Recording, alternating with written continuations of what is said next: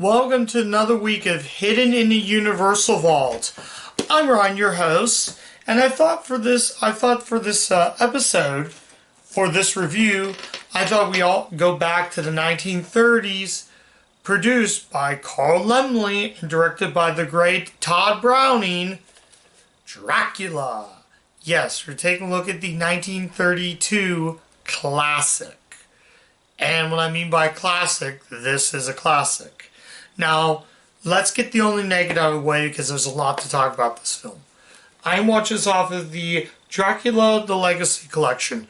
Big shout out to Jeff Holland. He has a YouTube page, The Amazing Toy Aficionado. I'll link his YouTube page in the video description if you want to check all his stuff out. He had a contest and he was giving away this bad boy, and turns out I was the only one who entered in it. So I figured I'd go ahead and review this, and what perfect timing. I have this and the Wolfman in my set. So I want to give him a big shout out right now before I resume with my review. This movie was made in, actually not 1932, 1931. And it stars Bela Lugosi along with David Manners, Helen Chandler, Dwight Fry, Edward Von Slew, and it's directed by Todd Browning, produced by Carl Laemmle Jr. Now, I did cover the Old Dark House, which was another Carl Laemmle production film. I'm going to put this down right here. I was going to put it up there. Maybe I can kind of stick it up. Let me see if I can. I'm just going to leave it. Should have had this pre-done, but turn that. Perfect. Okay.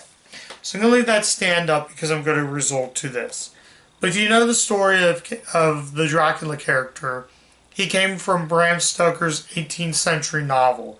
And it focuses on, obviously, Renfield is ready to head to Castle Dracula to discover clues and find this man named, well, Dracula. Turns out we don't get Dracula until about a minute in the film. It starts out with Renfield. Then he approaches the house. Dracula comes in as this charming gentleman. But turns out the man was an obsessive womanizer. Dracula was a complete womanizer. He's also a con artist at times. But the charm of it is just that good with this film. And he's basically biting the necks and sucking all the blood out of his victims. Then turns out he's got these brides. I think they're brides. I'm trying to think of what it is. Yeah, they're brides. It's so good. And Renfield's trying to figure his clues, so they meet up with another guy named Van Helsing. Dwight Fry plays Renfield. So, basically, we get him having a relationship with another woman, and then the one scene where he's like, rats, rats, rats. There's been times where Dracula will be staring you like this, and you can see the glow eyes. I watched this in the dark, and wow, what experience. It's not really that scary, but if you watch these black and white movies, you're gonna wanna dim all the lights down when you do watch these movies. And Dracula is a movie you have to watch with the lights turned off. When I reviewed The Old Dark House, I watched the movie with the lights on, and I didn't have that much of an experience. It's something like Dracula, which needs to be shown with the lights off. It gives that cinematic. When it comes to black and white movies, they're so good. They're so good with the lights turned off. It makes it almost look like you watched a whole different film. And that's what makes Dracula a ton of fun. But yeah, and the climax in it is great, though the ending kind of got me to want to go back and forth. I kind of had to go back to the ending to figure what was going on. And the climax, again, is so good. There's also scenes with the bats, but you don't see Dracula turn into a human. You see the bats, and he shows up. At times, He'll just show up in the middle of nowhere. There's a scene where Van Helsing takes the cross, he puts it like that, and he's just like that. It's so good, and that's really what makes it. Bela Lugosi is just such a badass in that role, and the whole cast is just that good. Dwight Fry is really good as Renfield. I think Helen Chandler plays the other woman. But yeah, Carl Laemmle, to be honest, I watched a little bit of the featurette called The Road to Dracula, which essentially just talked about the making of it. And Carl Laemmle didn't really want to fund. Carl Laemmle Jr. didn't want to fund this movie because they weren't sure if it was going to work. And what you know, it's a huge hit and became a classic, and put the staple in Universal Monsters. This is more of me telling you about instead of actually reviewing the film, because almost everybody has reviewed this movie. But I want to get my input in the film, and just wow, do I really need to explain? Like I said before, the only downside again is it can be a bit slow. Now some people may be turned off not because of black and white, but because it's slow. They may be turned off because it's black and white, or it might get very slow. But if you put your mindset and you pay attention really good, you're gonna have a hell of a fun time with this film. It's really good. And I never even saw these movies as a kid. I had a neighbor who had the whole Universal Monster VHSs from the 90s. I never watched those. I never watched it. I knew about the Dracula character. In fact, I only really knew about it for featurettes on the Van Helsing DVD. In fact, there's a featurette that talks about the Universal Monsters. Stephen Sommers talks about it. Even some of the Road to Dracula featurette even showed Clive Barker. So there's some interviews with some people who were inspired a lot. But yeah, I will be covering the Dracula sequels at some point before the end of the month. So this set is really cool because not only does it include Dracula, it includes the Spanish version, Dracula's Daughters, Son of Dracula, and House of Dracula. I might eventually check out Dracula's Daughters. That might be the one I'm going to be checking out.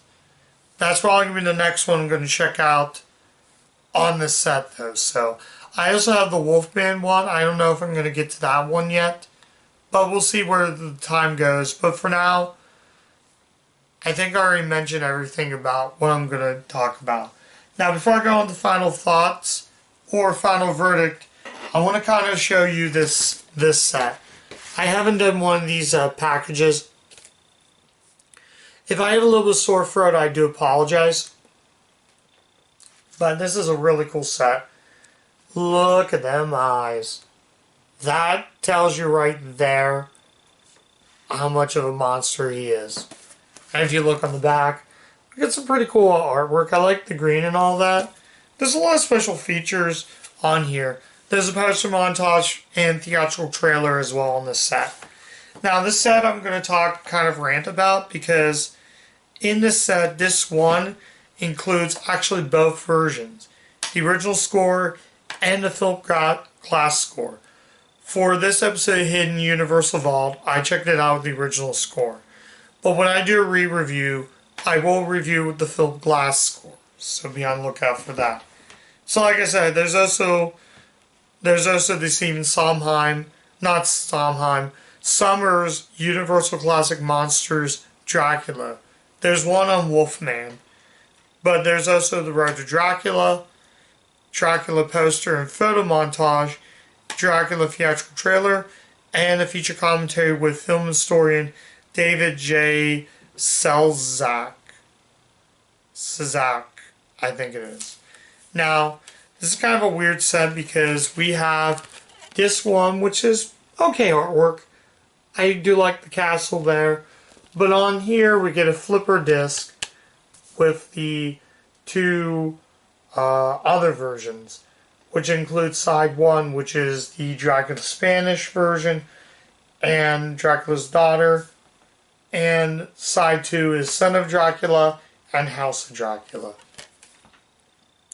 So again, I'm not a fan of the set. I kind of wish they would have just made a 3 disc set and had disc art for each. But if you look right here, we get that. Not much there, and not much there. Like I said, does include the card that includes the plot and cast, and a couple other Universal Monsters sets. I have the Wolfman one, but I don't have Frankenstein. I also don't have the Invisible Man, so yeah, I just want to tell you right now, holy mother, this was so good.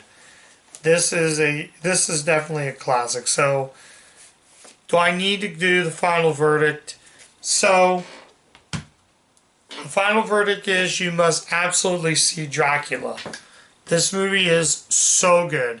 It's better with the lights turned off. But if you want to have a spooky season, give this a watch. Some people might be turned off with the black and white or the black and white. And yeah, since it's an old film, but I love black and white movies. You can tell there's grain. It was obviously shot on film, so you can easily tell you that this is so good. Though it is slow at times, and as I said in the beginning, some people might be turned off because it's super slow, and it's a black and white film. But if you ignore all that, you're going to have a fun time with this film.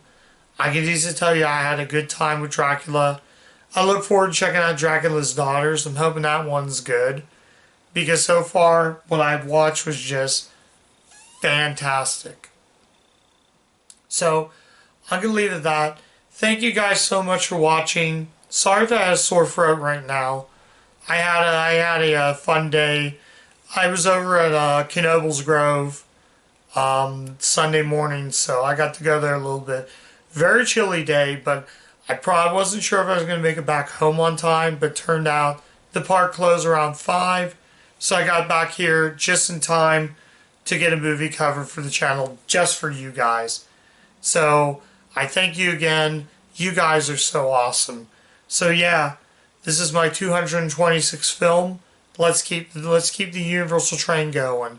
So if you do like what you see, you can check out all my other videos, and I'll talk to you guys next time. Like, comment, subscribe, you know all that stuff that YouTube loves, and I'll catch you guys next time. Bye.